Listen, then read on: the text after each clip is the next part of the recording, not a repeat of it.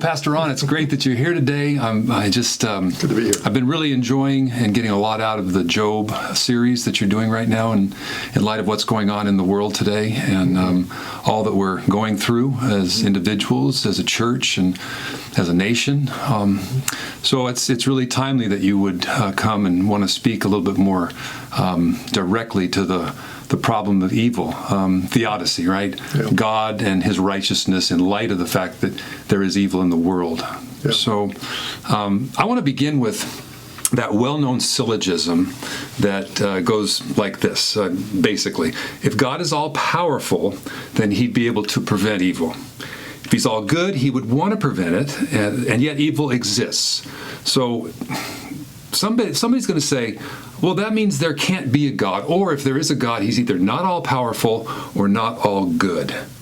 So how would you respond to a person who comes at the problem of evil like that?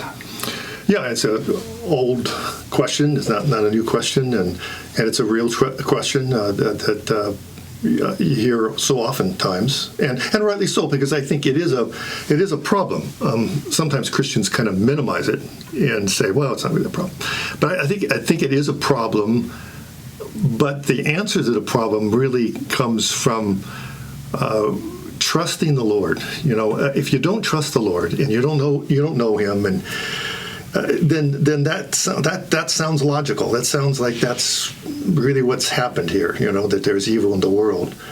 But I think the bottom line is the trust issue.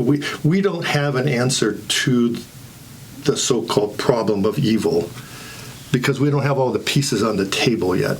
We don't understand everything that God is doing. But we know that God has revealed himself to be good, to be all-powerful. We know evil exists, and we know there's an answer to that problem. We just don't know the answer right now.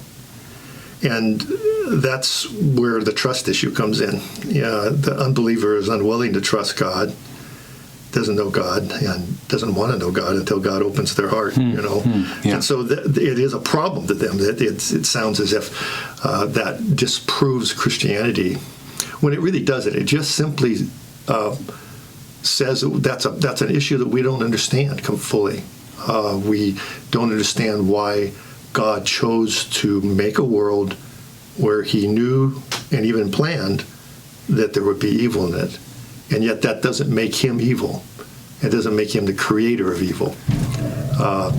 And the unbeliever has a really hard time distinguishing. Yes. The believer can make that distinction because they know their God, and they know that God has been good to them in so many ways, and therefore he's trustworthy.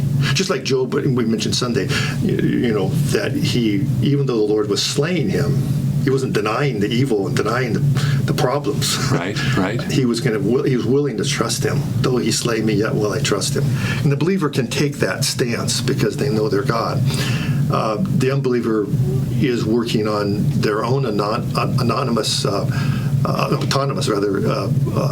thinking that they can understand things as they are. And I would just say to them, they don't have all the pieces yet. They don't understand yet, nor do we, all that what God is doing. Right. But it doesn't, it kind of, the syllogism kind of tries to block God into a corner kind of thing.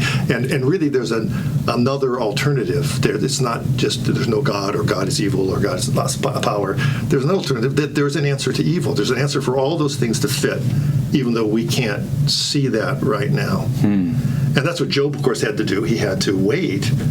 He didn't know what was happening to him. We, the reader, know a little bit more than he does, although we don't know why God wants to test him at this time. We do know he says he wants to test him, but why? And some of those answers even aren't fully unraveled even by the end of the book.